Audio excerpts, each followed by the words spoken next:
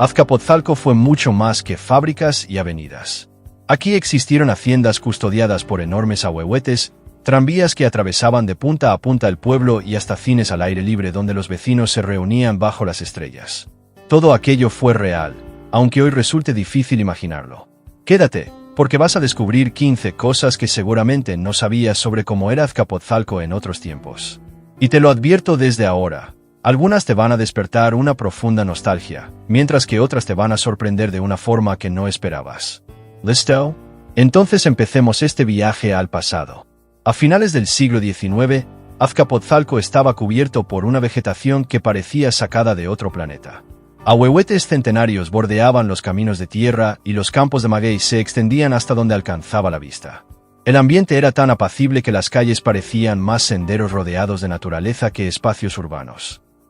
Las casas eran pocas, dispersas entre huertas, terrenos agrícolas y canales de riego. En 1890, más que una zona urbana, la demarcación parecía un pueblo escondido en medio del campo. No había ruido de autos ni grandes construcciones, solo aire limpio, el murmullo del viento y el canto de las aves.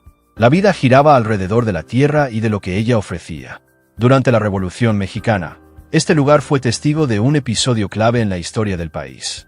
Venustiano Carranza, al avanzar hacia la capital con su ejército constitucionalista, fue recibido con entusiasmo por los habitantes de Azcapotzalco. Desde aquí partieron rumbo a Tacuba y luego hacia el norte, hasta llegar a Tlalnepantla. La presencia de Carranza y sus tropas marcó un punto decisivo. Permanecieron varios días en la zona, consolidando su posición antes de entrar a la Ciudad de México. Su ruta fue estratégica y convirtió a Azcapotzalco en un paso obligado del movimiento revolucionario. Aunque su estancia fue breve, quedó registrada como una parada crucial en los archivos históricos. Hace algunas décadas, el centro de Azcapotzalco era el corazón de la comunidad. Calles empedradas llevaban a la plaza principal, donde comerciantes, familias y vecinos se encontraban todos los días. El movimiento era constante, pero jamás caótico. Niños jugando en las banquetas, señoras platicando afuera de sus casas y puestos ambulantes que le daban vida a cada rincón. Si te está gustando este recorrido por la historia de Azcapotzalco, suscríbete ahora mismo al canal y activa la campanita. Así no te perderás los próximos episodios llenos de recuerdos y secretos de nuestra ciudad. El tianguis, la iglesia y los edificios públicos marcaban el ritmo cotidiano. Las construcciones eran bajas, muchas de adobe con techos de teja roja, zaguanes amplios y paredes gruesas. La parroquia destacaba en el paisaje con su imponente presencia, y alrededor de ellas se celebraban procesiones, fiestas patronales y reuniones que unían a la comunidad. Y ya que hablamos del centro de Azcapotzalco, déjame preguntarte algo. ¿Tú o tu familia llegaron a vivir cerca de la plaza, de la parroquia o en alguna de sus calles antiguas? Cuéntamelo en los comentarios, quiero saberlo. Antes de que existieran los modernos sistemas de transporte, Azcapotzalco era recorrido por tranvías que se convirtieron en parte fundamental de la vida diaria. Al inicio eran simples carros de madera jalados por mulas, pero con el tiempo fueron reemplazados por tranvías eléctricos. Estos recorrían las calles principales y llegaban hasta los rincones más lejanos, conectando Azcapotzalco con Tacuba, Tlatelolco y otros puntos del Valle de México. No solo facilitaban el traslado, también se volvieron parte del paisaje cotidiano. El sonido del tranvía al pasar se volvió familiar, y para muchos, aquellos viajes siguen siendo recuerdos imborrables de su infancia. Sin embargo, no todo era armonía. También hubo incidentes, y no era raro escuchar sobre accidentes provocados por descuidos o fallas en las líneas de tranvía. En 1933 se levantó en Azcapotzalco una de las primeras refinerías del país, la refinería 18 de marzo. Originalmente construida por la empresa El Águila, tras la expropiación petrolera de 1938 pasó a manos del Estado. Su capacidad alcanzaba los 7,500 barriles diarios, lo que la convirtió en un punto neurálgico para la industria energética nacional. Fue ampliada en 1946 y durante décadas operó como un símbolo del progreso industrial del país. Pero su historia no estuvo libre de tensiones. En sus instalaciones se vivieron huelgas que obligaron a la intervención de la milicia, y con el crecimiento urbano a su alrededor surgieron cada vez más preocupaciones por riesgos ambientales y de seguridad. Finalmente, en 1991, se ordenó su cierre definitivo. Ese espacio, que alguna vez fue motor energético de México, fue transformado en el actual Parque Bicentenario. Aún así, una pequeña sección de la antigua refinería permanece en pie, recordando lo que fue uno de los bastiones de la modernización del siglo XX.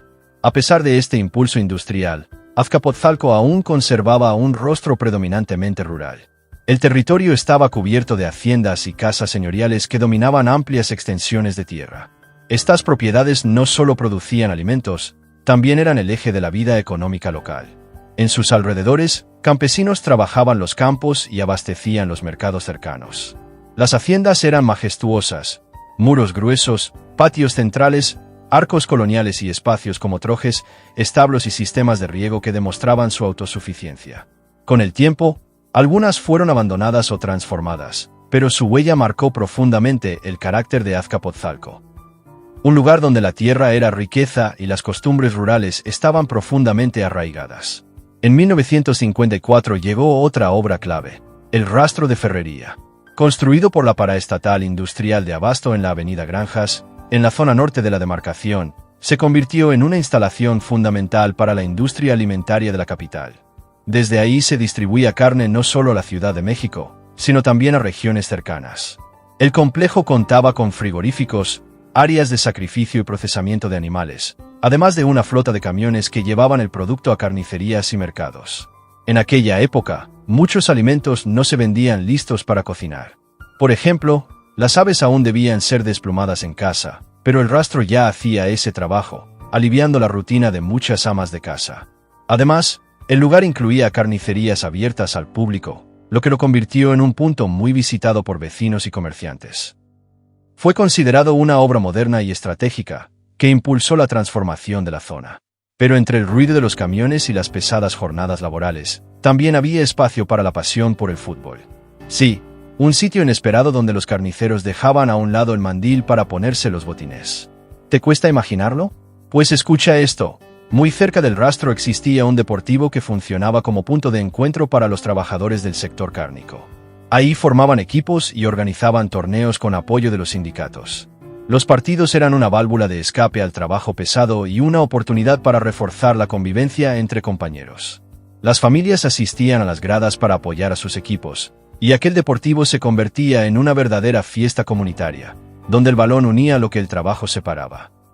Este deportivo no solo fue un lugar para jugar fútbol, también se convirtió en un verdadero símbolo del espíritu comunitario que unía a los trabajadores.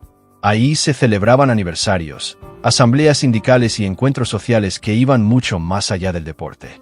Con el paso de los años y el cierre del rastro, el espacio desapareció, pero en su tiempo fue uno de los puntos más vivos y representativos del Azcapotzalco obrero e industrial. Entre los edificios más emblemáticos de la demarcación estuvo, durante décadas, el Palacio Municipal. Desde sus oficinas se atendían los asuntos del gobierno local y su arquitectura sólida lo convirtió en un ícono del poder civil. Con el tiempo dejó de ser sede administrativa y fue transformado en la Casa de la Cultura de Azcapotzalco, dándole un nuevo propósito a su historia. Lejos de perder relevancia, el edificio se reinventó y se volvió un espacio dedicado a exposiciones, talleres, conciertos y actividades culturales que mantuvieron su papel como punto de encuentro. Su ubicación, tan cercana al centro histórico y a la parroquia, lo mantuvo siempre ligado a la vida comunitaria. La parroquia de los Santos Apóstoles Felipe y Santiago el Menor, por su parte, ha sido durante siglos el corazón espiritual y social de Azcapotzalco. Su origen se remonta a la época colonial y su presencia ha marcado el pulso de la vida en el centro. Sus campanas han acompañado bautizos, bodas, entierros y, sobre todo, las fiestas patronales que reunían a todo el vecindario. En esas celebraciones, el atrio y sus alrededores se llenaban de puestos, música y familias enteras que compartían devoción y alegría. Pero más allá de lo religioso, la parroquia ha sido un punto de unión entre generaciones. Abuelos, padres e hijos han crecido participando en sus procesiones, misas y actividades, convirtiéndola en un símbolo de continuidad y memoria colectiva. Azcapotzalco también fue tierra de gigantes. Aquí existía una notable concentración de ahuehuetes, algunos con cientos de años de antigüedad. Crecían cerca de canales y campos agrícolas, formando parte esencial del paisaje mucho antes de que la urbanización transformara la zona. Por su tamaño y longevidad, eran considerados árboles sagrados y se convirtieron en referencia natural para los antiguos pobladores, apareciendo incluso en antiguos mapas como puntos clave del territorio. Muchos de estos colosos fueron talados durante la expansión urbana del siglo XX, pero su recuerdo quedó vivo en fotografías, crónicas y testimonios. Tal era su importancia que todavía hoy se les evoca como guardianes del pasado. ¿En tu barrio te han contado alguna historia o leyendas sobre estos gigantes? Compártela en los comentarios, seguro que hay memorias que aún resisten al paso del tiempo.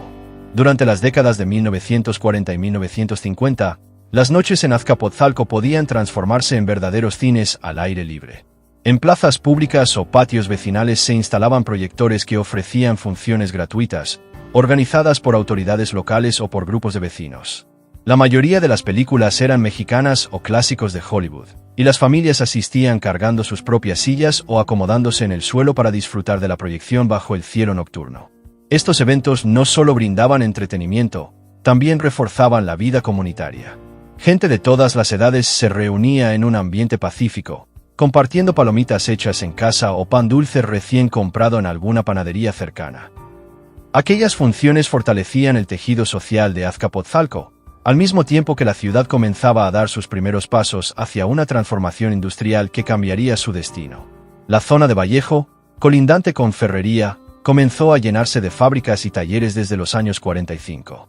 Empresas nacionales e internacionales establecieron plantas en la zona por su cercanía con las vías férreas y los accesos carreteros, convirtiéndola en una de las áreas industriales más importantes del país.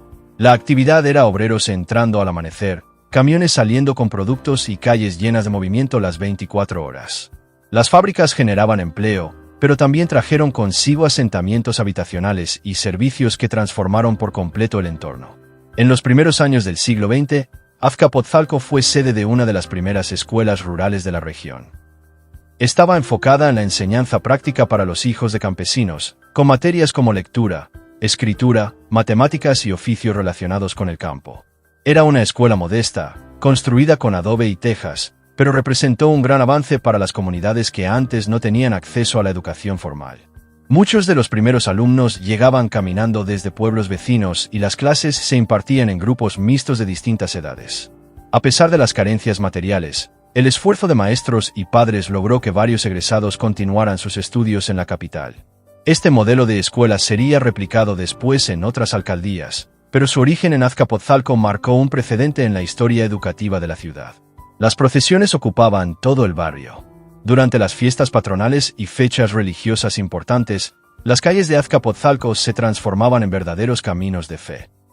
Las procesiones salían de la parroquia central y recorrían el barrio acompañadas por bandas de música, danzantes y estandartes.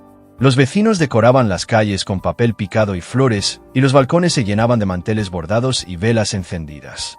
Estas celebraciones no eran simples rituales, movilizaban a toda la comunidad. Desde niños hasta ancianos participaban en los preparativos, ya fuera organizando alfombras de aserrín, cocinando para compartir alimentos después del recorrido. Azcapotzalco no es solo un punto en el mapa, es una memoria viva que se resiste a desaparecer entre avenidas y edificios. Cada calle, cada nombre, cada ladrillo viejo tiene algo que decir, pero hace falta detenerse un momento para escucharlo. Y justo de eso se trata este espacio, de rescatar lo que aún vibra bajo la superficie. Si conoces otra historia que merezca ser contada o algún rincón que forme parte del alma de esta zona, déjala en los comentarios y no olvides suscribirte para más contenido nostálgico sobre México. Nos vemos en el siguiente viaje al pasado. Gracias por acompañarme en este viaje al pasado de Azcapotzalco.